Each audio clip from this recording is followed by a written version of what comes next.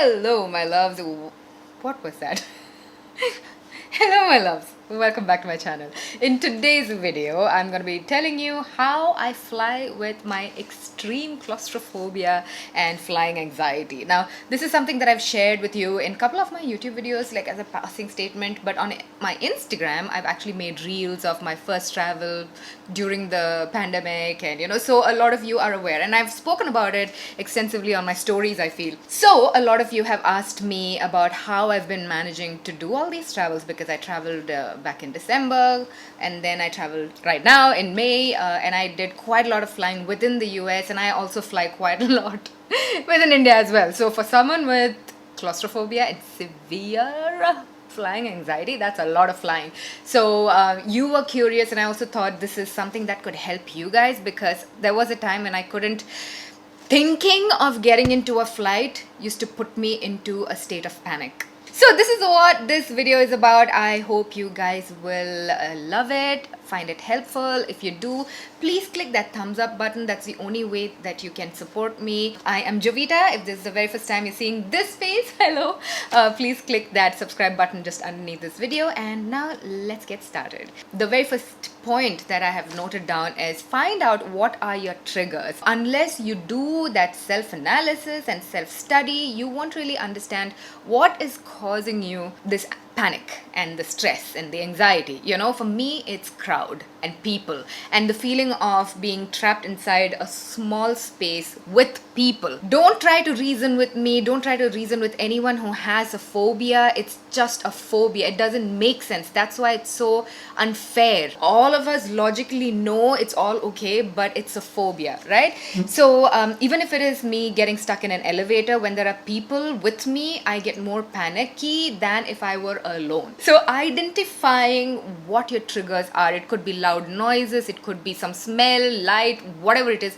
You need to figure out what your trigger is and work towards eliminating that trigger. So for me, I try to stay away from crowded areas. That brings me to my second point, which is find out your best seat. So since my trigger is people, I figured out that my best seat on a flight is the very first row, the front seat, so I don't see as many people in front of me. Like if I'm seated at the back, I can see all the people in the flight, and that really gets my head spinning and all of those panicky things, which is not fun. Whenever possible, I make sure to book the front row seat, and if that's not possible, I book the frontmost seat and aisle row. I always thought that the window might be the best for me, because I can look out and feel the air and the space and everything. But then I realized that I feel trapped on the window seat, because there are people around you. You feel trapped. You can't just get out and run. Not like you can run anywhere when you're mid-flight. When you are sitting on the aisle seat, right or left, you feel a little bit more free and spacious. So those are my preferred seats, and as soon as I figured this out, flying became so much easier for me. And if you can afford business class, do that, because you don't have to wait in line. Again, those are all triggers. Even when you're in the airport, your anxiety is slowly building up. A lot of people think that the anxiety builds up only once you get on the flight, but if you have flying anxiety, guys, your anxiety is building up from home. If you can make your journey as easy as possible, you're gonna be, when you start at home, when you start weeks prior, you're gonna be fine. So I prepare weeks, if possible months prior. Point number 3, reach the airport early. Better early than late. Okay, I hate rushing. I hate the thought of, oh my god, what if I miss the flight? That adds to the anxiety. There are so many stress points that add up, when you are an anxious person. So eliminating one such thing is just arriving at the airport early. So even if you forgot something or there is some kind of a mishap, you have enough time to rectify those problems and figure it out. Your mind is at a calm state to figure out any problem that's going to happen if you arrive early. The next point is to pre-check your luggage weight, because that is another stress point for me. What if it's overweight and I have to pay? I have ended up paying so much extra for excess baggage, for trash that I travel with. So I bought myself one of those travel weighing machine. Like it's on Amazon. It's like $800 or something like that, guys. It's so easy. So you can throw it in your bag and weigh your bags while coming back or connecting flights or whatever. So when you know that you are under your, allowed weight, again, that's one stress point eliminated. That brings me to the point of making a packing list. You know that feeling when you get out of your house and you know you have forgotten something? You'll not have that feeling if you've made your packing list like weeks in prior, if possible, as early as you can, and put down even like basics like toothbrush, underwear, socks, charging cable, headphones, everything. So when you pack, you can cross off everything and you know you have not forgotten anything. And for me, that is eliminating one stress point, and I feel calmer then. Number 6, when you are traveling abroad, what I've found helpful is printing out all your documents. So your vaccination certificates, your negative RT-PCR if required, because now it's not required anymore. But anyways, I had such a bad experience in my Europe trip that I took an RT-PCR any which ways while returning from US back to India. So whatever document, your visa, your passport front page, back page, an ID card, like your any connecting flights that you may have, ticket details, your hotels, print it out and keep it in a folder.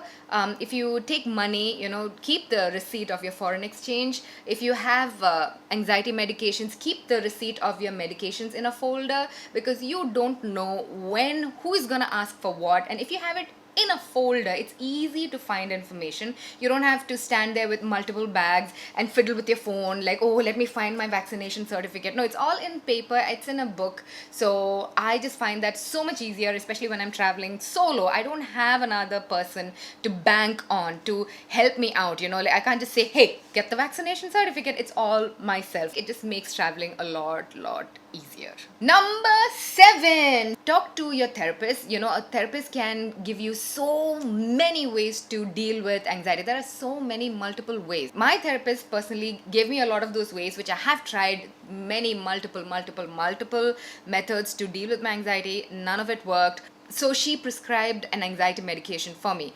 Now the fun part is, I've never even taken one tablet of it. It's just having that with me, I feel safe, because it's an immediate acting medication. So the minute you start feeling the panic, you can pop one in your mouth and you will be calm.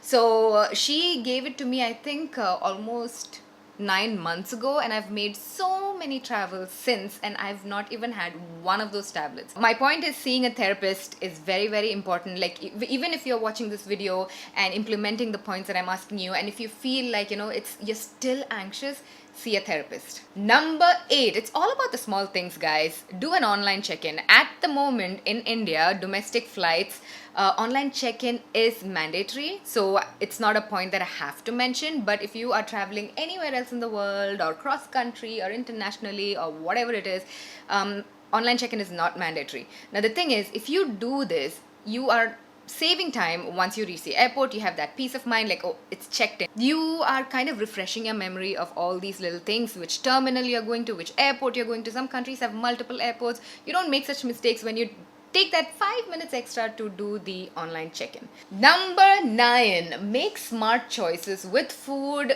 pre-flying and during flying. So because I'm so anxious, guys, I also have IBS, which makes my stomach upset when I'm extremely panicky, and that is the worst combination. Like, you do not want to have upset stomach when you're panicking already. Like, what will the brain even focus on? So I don't keep myself hungry or thirsty, but I have simple carbs, like bread with peanut butter is my favorite pre-flight food. Do not have anything dairy, do not have meat, do not have oily food, do not have anything heavy that could upset your stomach, so make smart choices with your food. Number 10. Now, there is a system called the 5-step grounding system, which my friend taught me about. This is one of the things that your therapist could put you on as well. So during a state of panic, while you're stressed out in the flight or wherever it is, by the way, it's not only for people who are claustrophobic or, who doesn't like flying. You can use this anytime when you're stressed out. So Google it, 5-step grounding system. So it's 5, 4, 3, 2, 1. Playing with your senses. So you look at 5 things that you can visually see, 4 things that you can hear, 3 things that you can touch, 2 things that you can smell, 1 thing that you can taste. It's something like that. I've not got it exactly right, but Google it, and that grounds you, that removes a lot of your stress, makes you feel a little calm while you're panicking, and this really works. Okay, so try it out. And finally, number 11, communicate with your flight attendant. I have tried doing this, say, 3 years ago, I remember, and the flight attendants were not as educated, or I don't know if I had a particularly bad flight attendant that flight. They were not helpful. Okay, so I thought, what's the point? But of late, every time I get into a flight, I always make it a point, before they get busy with their, they have a lot of work before taking off. So when I see someone is free, I put my hand up and I tell them, I just want to inform you that I am a very panicky flyer and I'm very, very claustrophobic. I'm okay right now, but I just wanted you to be informed, just in case I have a panic attack or something. They take care of you. They are so trained these days. They give you special attention, they make sure you're okay, they keep an eye on you throughout the flight. If possible, they'll give you a front seat. Yeah, don't feel shy, don't feel intimidated, just put your hand up and just let your flight attendant know that this is happening. Even in a flight in US, it was a really full flight. I was somewhere back up in the flight, in between, like, the 4-seater ones. I was in between the 4-seater one, put my hand up, and he took me to an aisle seat. So they know what works. I didn't ask for an aisle seat. He took me further back, but put me in an aisle seat. I felt so much more comfortable. I hope you found this video helpful, and I hope that all of these points will make your travels easier in the future. I completely understand the panic, guys. And yeah, thank you for watching this video. Share it with a friend who might have anxiety. And yeah, I shall catch you in my next one, and on my Instagram. I love you so much. Definitely click that thumbs up button if you enjoyed this video. I love you. Bye.